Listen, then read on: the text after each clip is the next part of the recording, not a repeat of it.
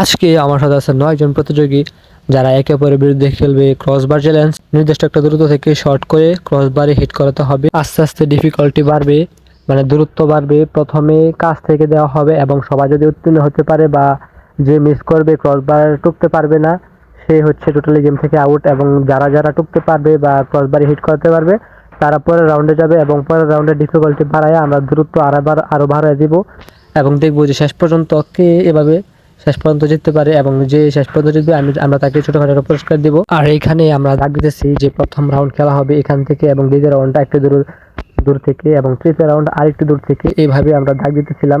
এই দাগের মধ্যে থেকে শর্ট দিয়ে ক্রসবারটা মানে যে বারবাসটা আছে বার পোস্ট ওটা টুকতে হবে এবং এখানে 9 জনের মধ্যে যে টুকতে পারবে সে পরের রাউন্ডে যাবে আর যে টুকতে পারবে না সে টোটালি গেম থেকে আউট। এইভাবে আব্দুল্লাহ দে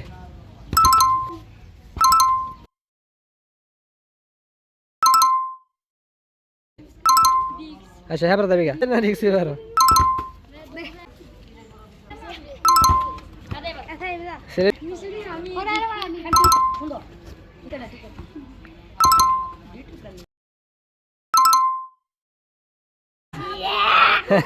প্রথম রাউন্ডে 9 জনের প্রত্যেকে উত্তীর্ণ হয়েছে। এখন আমরা দ্বিতীয় রাউন্ড শুরু করব। ওরে আল্লাহ আল্লাহ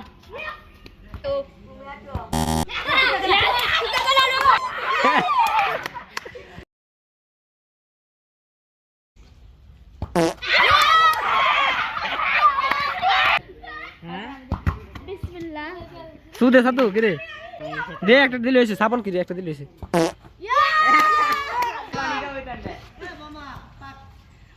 এফিসা আড়ি গেলাবি রে খেলেছে।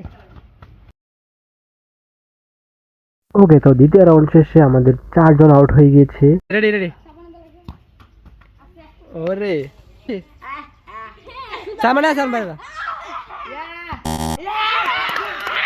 দে সামনে দাঁড়াইছে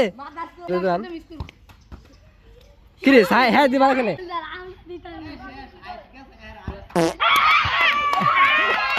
তৃতীয় রাউন্ড শেষে আমাদের এখানে 5 জনের মধ্যে আরো 2 জন এলিমিনেটেড হয়ে গেছে আর 3 জন অ্যালাইভ আছে। তো 3 জন পরের রাউন্ডে কম্পিটিশন করবে।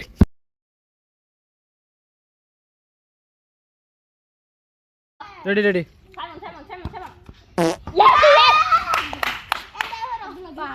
সাইমা সাইমা দি তাহলে ইয়া খেলবে বাবা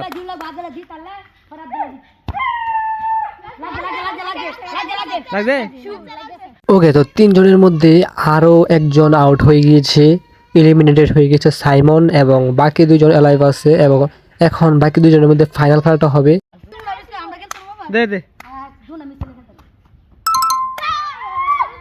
হ্যাঁ আব্দুল্লাহ সাইমা দি তাহলে আসা দা দিলে বাদ রন বাইরে দা সাইমা মিস করলাম জি রন বাইরে দা রেডি